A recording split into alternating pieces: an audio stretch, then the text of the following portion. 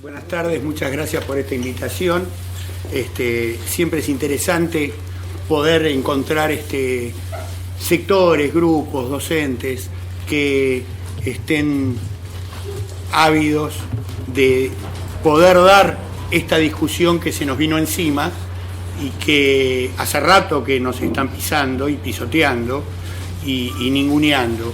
Así que bienvenido a este espacio para poder decir algunas cosas que uno siempre quiere compartir.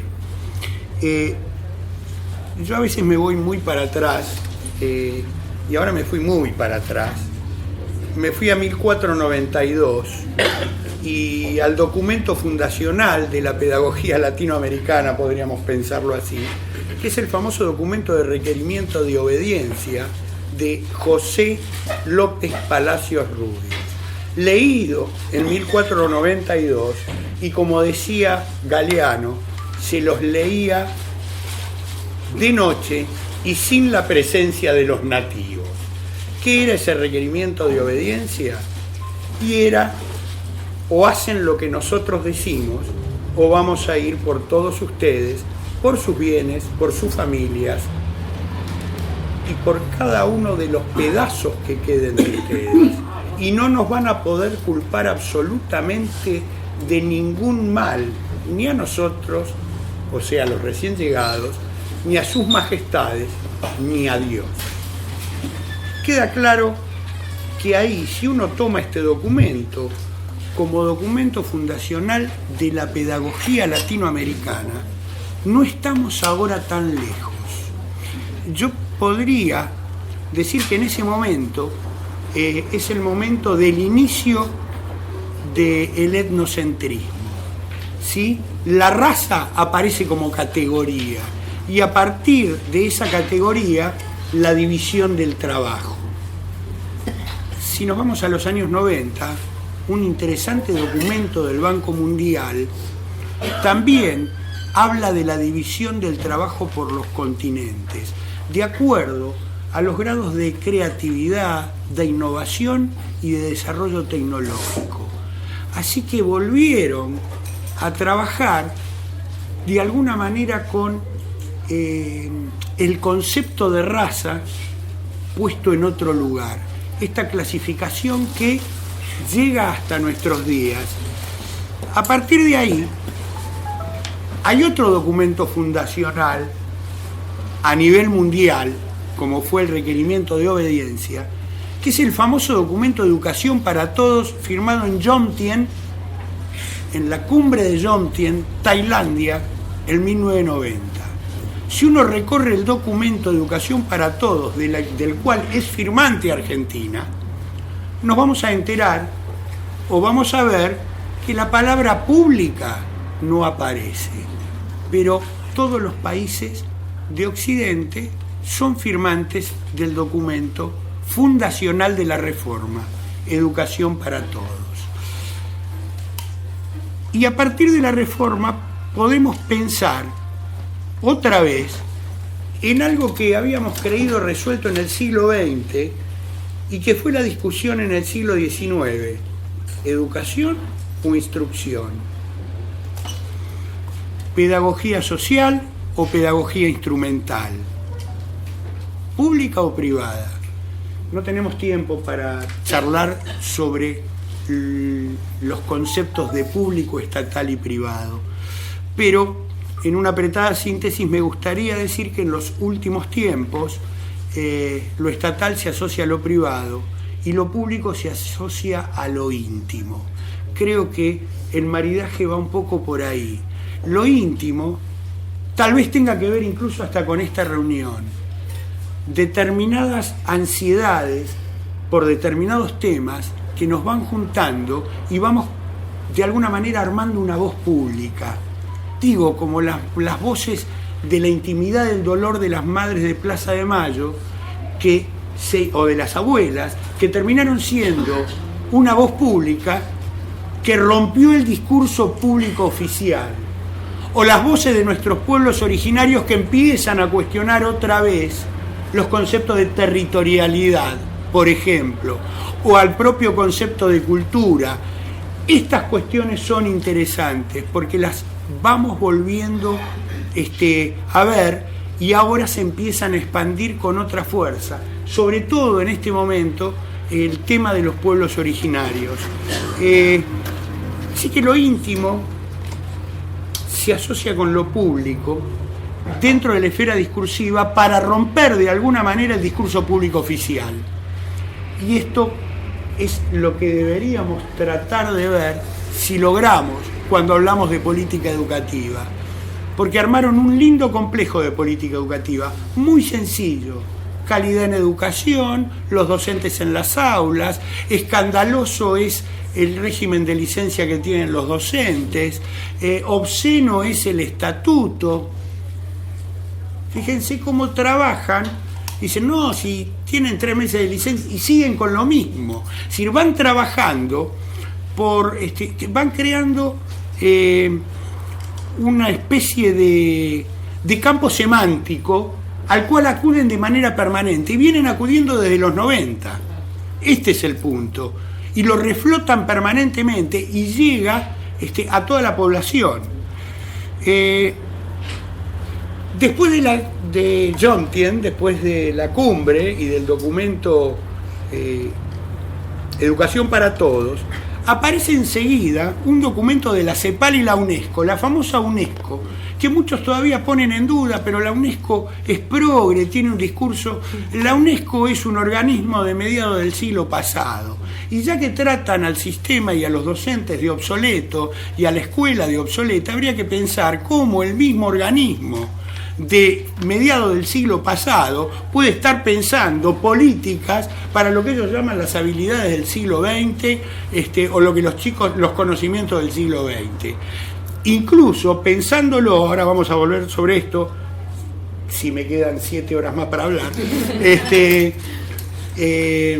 ¿cómo pueden pensarlo cuando en el 2016 ya hacen un documento que se llama El aprendizaje del futuro, citando el famoso informe de Loars de la UNESCO, La educación encierra un tesoro, que de lo único que habla es del año 96, la gran participación que debería tomar el Banco Mundial y la gran participación que hay que dar fomentando las alianzas público-privadas. O sea que en el 2016 toman un documento de 20 años para reflotarlo y volver a insistir con los mismos caballitos de batalla. El informe CEPAL la UNESCO sirvió para todas las reformas de las llamadas modernización de los estados. Bueno, en cuanto a educación sacaron un documento que se llamó Educación y Conocimiento, ejes para la transformación productiva con equidad. 2 términos que provienen de la economía, no de la pedagogía, si no me equivoco, profesor Andrés. Bien, la cuestión es que en ese documento ya se está marcando y anunciando también la necesidad de las alianzas público-privadas, que hoy me permito ya decir que esa es otra máscara, porque la alianza es estatal empresarial. No hay otra posibilidad. Es estatal empresarial. Y si tenemos 2 días, lo vamos a decir. Con lo cual, ya no estamos ante un panorama que tiene que ver con qué nos pasa en el sistema educativo argentino, o solamente mirar qué pasó con Chile. La secuencia es de conexiones permanentes. En realidad, aquí aparece, en aquellos años también, el famoso programa PREAL, el programa de promoción de la reforma para América Latina y países del Caribe. El programa PREAL, promoción de la reforma para América Latina y países del Caribe, tiene sede en Washington y la tiene hoy. Ustedes pueden entrar hoy en preal.org y van a ver que siguen sacando documentación.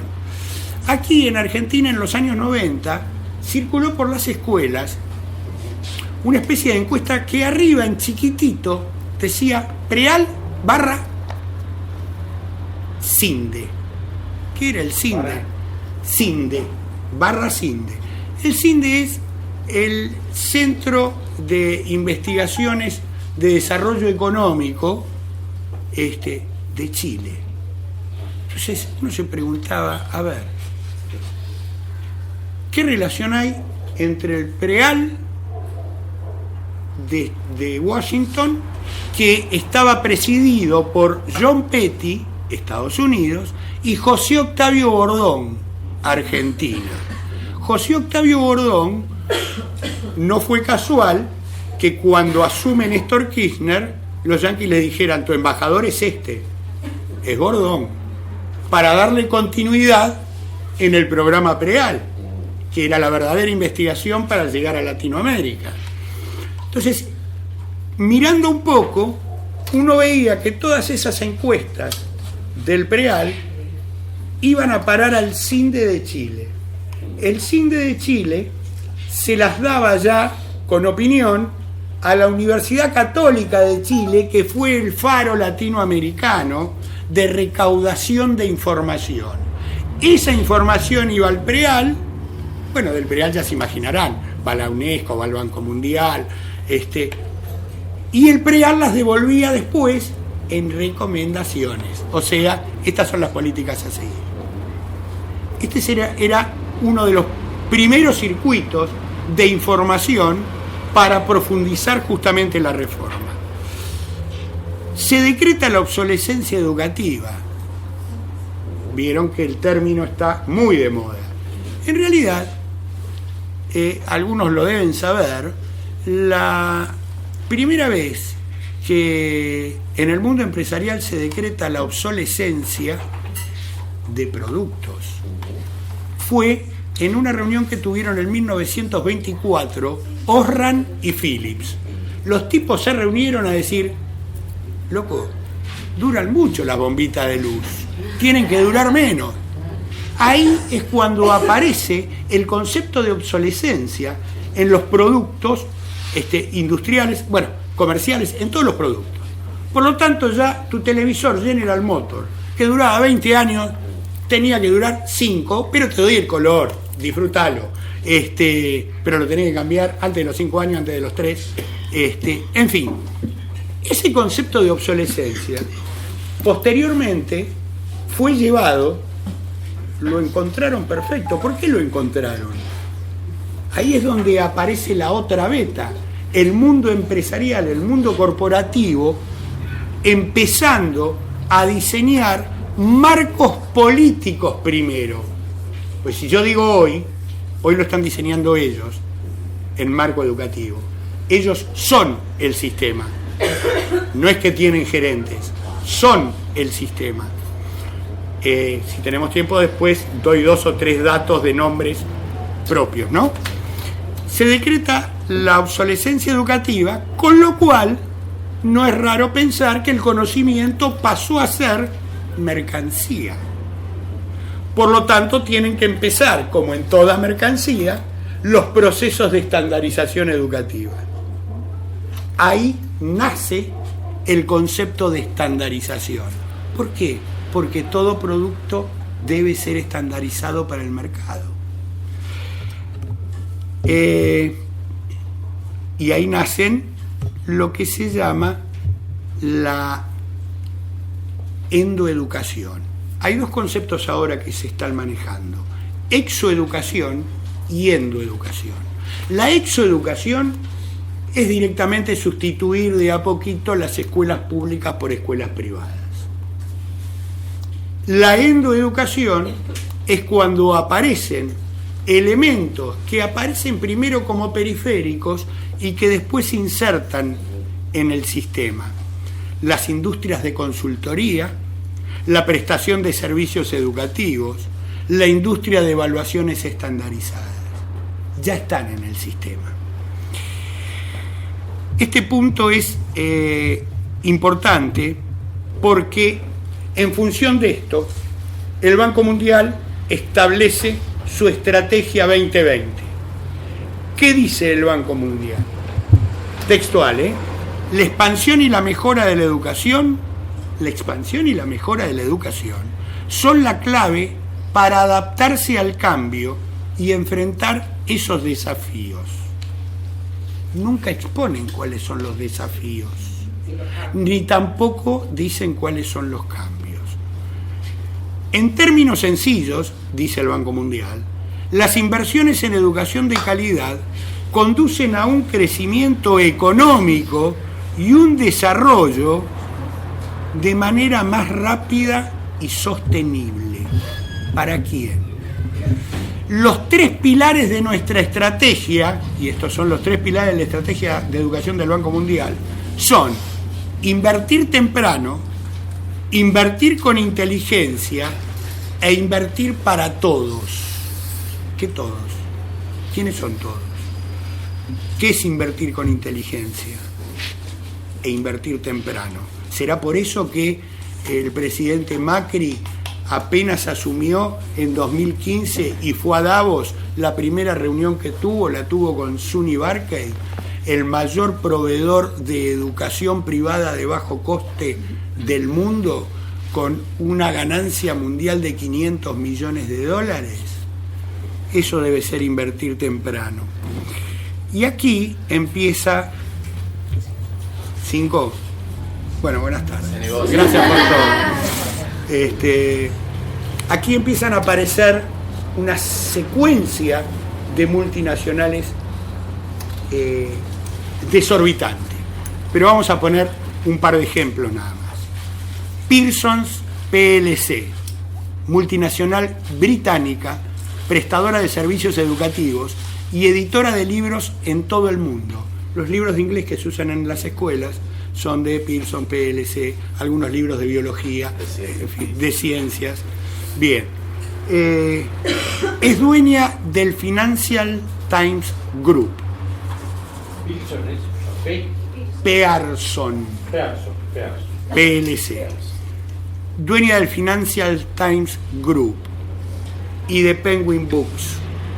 Me detengo en lo del Financial Times Group porque uno de los mayores accionistas, por lo tanto es accionista de Pearson, es el super archi recontra millonario Rupert Murdoch, que dijo que era hora de activar un poco a los inversores porque el mercado de los Estados Unidos, el mercado educativo de los Estados Unidos, está valuado en 500.000 millones de dólares.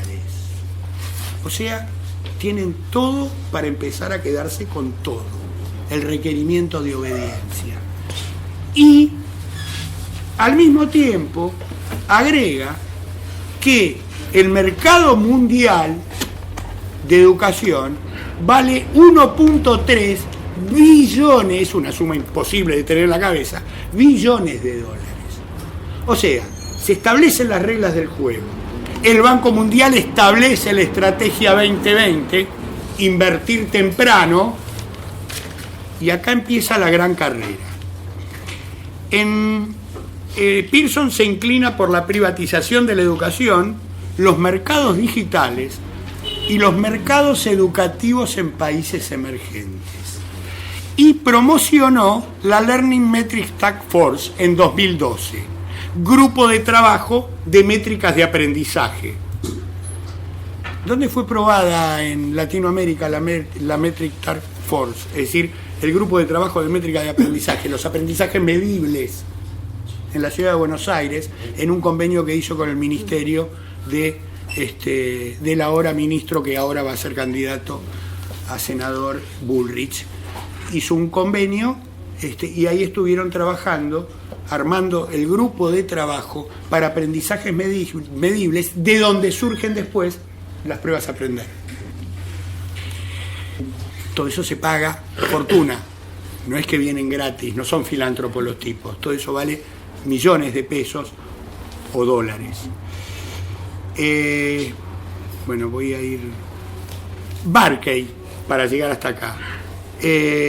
La SUNY Barclay Foundation, James Foundation, es el mayor proveedor global privado de educación escolar, el que se reunió con Macri. Propietario de 100 escuelas internacionales entre públicas y privadas. Entre públicas y privadas. 100. Sí, entre públicas y privadas. Claro, porque el negocio no es más poner escuelas privadas. el negocio es adueñarse vía la estrategia que se les ocurra, la que ya tenemos en el país, en San Luis, es la charterización, que en los años 90 las escuelas charter que habían nacido a partir de una ley en San Luis, la licitación la ganó la famosa Fundación CIPEC, la que después llama Filmus al ministerio y le da una oficina para que monitoree el avance o retroceso de la ley de financiamiento educativo. La Fundación CIPEC estaba presidida por Sonia Cavallo hija, ya vemos de dónde viene, Fundación Mediterráneo, etcétera, etcétera, el apellido Cavallo que nos hace temblar a todos. Y Sonny Barkey no solo habló con Macri, en 2011, y acá está la jugada de la UNESCO que juego para un lado y juego para el otro, en 2011 firmó un acuerdo con la UNESCO, la Fundación James, para programas de capacitación docente. Y por otro lado están las becas Fulbright, que muchos deben conocer, de la Fundación Fulbright, que está financiada por el Departamento de Estado de los Estados Unidos. Directamente. Recibe una asignación anual vía Congreso de los Estados Unidos para mantener la fundación. Esa fundación Fulbright, que se dedica al intercambio educativo, realizó acuerdos con la Fundación Bunge y llevaron a cabo el programa Sembrador en más de 700 escuelas rurales del país en alianza con Pérez Compán. Si querés, dejamos acá y seguimos los 3 próximos días. Pero quería llegar por lo menos a la primera alianza entre estos primeros monstruos de los que estuve hablando y las relaciones que empiezan a tener acá. Por supuesto que tenemos mucho más, pero bueno, en virtud del tiempo y de los compañeros, Andrés, es todo tuyo. No.